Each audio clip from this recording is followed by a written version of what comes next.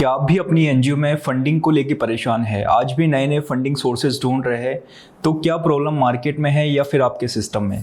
Reality ये है, funding की कमी नहीं है, लेकिन सही एनजीओ तक फंडिंग पहुंच नहीं पाती। Hello viewers, I am Aakash Sharma and welcome to our NGO practical series part 10। आज के इस वीडियो में हम जानेंगे एनजीओ में डिफरेंट फंडिंग सोर्सेज के बारे में और उनमें अप्लाई करने का सही तरीका, और साथ ही समझेंगे उन सभी मिस्टेक्स को जो मैक्सिमम एनजीओज करती है।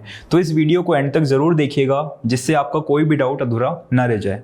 सबसे पहले माइंड सेट करें कि एनजीओ कोई सोशल सर्विसेज एक्टिविटी नहीं है, ये एक प्रोफेशनली मैनेज ऑर्गेनाइजेशन है। यहाँ प्लानिंग चाहिए, डॉक्यूमेंटेशन चाहिए, रिपोर्टिंग चाहिए और टाइमली कंप्लाइंस चाहिए। अगर आप सोचते हैं हम अच्छा काम करेंगे तो फंडिंग खुद आ जाएगी, तो ये सबसे बड़ी गलतफहमी है। अच्छा काम सिर्फ एप्रिसिएशन दिलाता है, लेकिन वेल स्ट्रक्चर्ड काम ही फंडिंग के रास्ते खोलता है। चलिए स्टार्ट करते हैं और सबसे पहले सभी फंडिंग सोर्सेज को समझते हैं।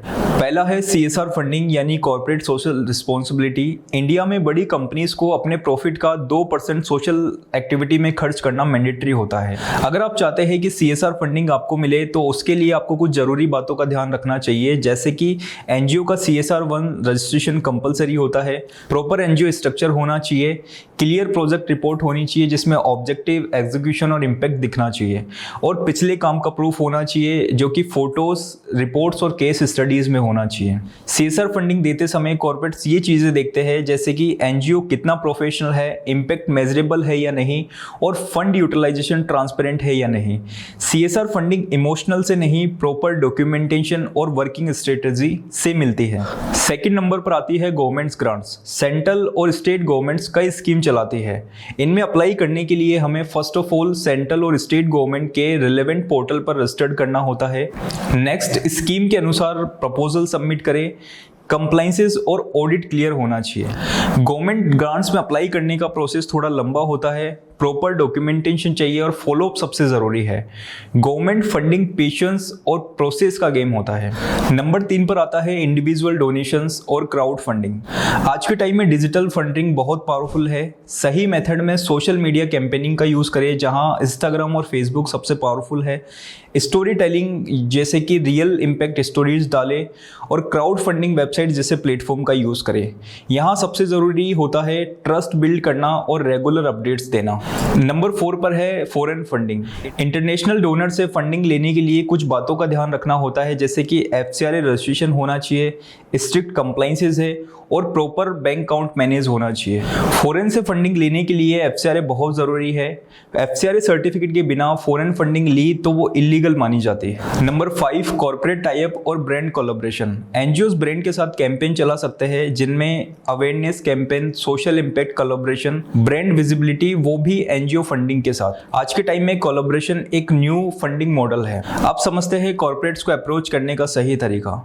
पहला, प्रोफेशनल प्रपोजल बनाएं, जिसमें एनजीओ का introduction, problem statement, solution and execution plan, budget and fund utilisation और एक्सपेक्टेड इम्पैक्ट होना चाहिए। नंबर 2 पर है इम्पैक्ट प्रेजेंटेशन। यहाँ नंबर्स दिखाए और पास वर्क का प्रूफ दे, जो कि फोटोज में हो सकता है। नंबर 3 है कम्युनिकेशंस एंड फॉलोअप। सिर्फ फंडिंग के लिए अप्लाई करना ही काफ़ी नहीं है, आपको रेगुलर फॉलोअप लेना पड़ता है, अपडेट्स लेने होते हैं और एफर्ट डालने होते हैं। और ध्यान रखिए कि कंसिस्टेंट फॉलोअप ही डील क्लोज करता है। अब बात करते हैं उन कॉमन मिस्टेक्स की जो मैक्सिमम एनजीओज फॉलो करती हैं। Mistake number 1, wrong NGO structure. कई लोग बिना सोचे ट्रस्ट और सोसाइटीज बना लेते हैं, जबकि CSR फंडिंग के लिए सेक्शन 8 कंपनी बेटर होती है। Mistake number 2, 12A ATG certificate नहीं लेना। डोनर्स भी टैक्स बेनिफिट चाहते हैं, जहां पर ATG सबसे जरूरी है, क्योंकि इसमें डोनर को टैक्स बेनिफिट मिलता है। विदाउट ATG डोनेशन कम मिलते हैं और कॉर्पोरेट्स का इंटरेस्ट कम हो जाता है। मिस्टेक नंबर 3, CSR 1 रजिस्ट्रेशन नहीं लेना। CSR फंडिंग के लिए CSR 1 सर्टिफिकेट मैंडेटरी होता है। विदाउट CSR सर्टिफिकेट आप कॉर्पोरेट्स को अप्रोच नहीं कर सकते और उनसे फंडिंग नहीं ले सकते। मिस्टेक नंबर 4, वीक डॉक्यूमेंटेशन और रिपोर्टिंग। एनजीओ काम करता है लेकिन प्रूफ नहीं होता। No records, no financial record, no impact tracking. इसका रिजल्ट यही होता है, ट्रस्ट ब्रेक होता है और फंडिंग स्टॉप हो जाती है। Mistake number 5, online presence 0। Website नहीं होना और सोशल मीडिया इनएक्टिव रखना आज के टाइम पर बहुत नेगेटिव पॉइंट है। आज के टाइम में नो ऑनलाइन प्रेजेंस का मतलब है जीरो क्रेडिबिलिटी, इसलिए ऑनलाइन विजिबिलिटी बहुत ज़रूरी है। मिस्टेक नंबर 6 और सबसे ज़रूरी, इंडिया में मैक्सिमम एनजीओ सिर्फ काम करने के बाद वेट करती है कि उनको फंडिंग ऑटोमेटिक मिलेगी, जबकि ये सबसे गलत मेथड है। फंडिंग के लिए अप्लाई करना पड़ता है, मेहनत करनी पड़ती है। बिना अप्लाई किए, बिना मेहनत किए फंडिंग नहीं आएगी। अगर आपको कंसिस्टेंट फंडिंग चाहिए तो इन सभी बातों का ध्यान रखें, जैसे कि सही एनजीओ स्ट्रक्चर चूज करें। सेक्शन 8 कंपनी को आप प्रेफर कर सकते हैं। 12A ATG CSR 1 सर्टिफिकेट्स को कंप्लीट रखें, स्ट्रॉन्ग प्रपोजल बनाएं और स्ट्रॉन्ग प्रेजेंटेशन दें। सोशल मीडिया और वेबसाइट्स को अपडेट रखें। CSR कंपनीज को एक्टिवली अप्रोच करें और अपडेट्स लेते रहे। और लास्ट है, अपने रिपोर्ट्स और फाइनेंशियल स्टेटमेंट को अप टू डेट रखें। ये सिस्टम फॉलो करने से ट्रस्ट बिल्ड होगा, फंडिंग आएगी और एनजीओ ग्रो करेगा। अगर आप चाहते हैं आपका एनजीओ सही तरीके से सेटअप हो, सभी अप्रूवल्स मिले और फंडिंग भी आए, तो आज ही कनेक्ट करें वकील करो लीगल एक्सपर्ट टीम से। वकील करो आपकी मदद करता है एनजीओ रजिस्ट्रेशन में, 12A ATG CSR और FCRA अप्रूवल्स में, डॉक्यूमेंटेशन और कंप्लीट स्ट्रेटजी में।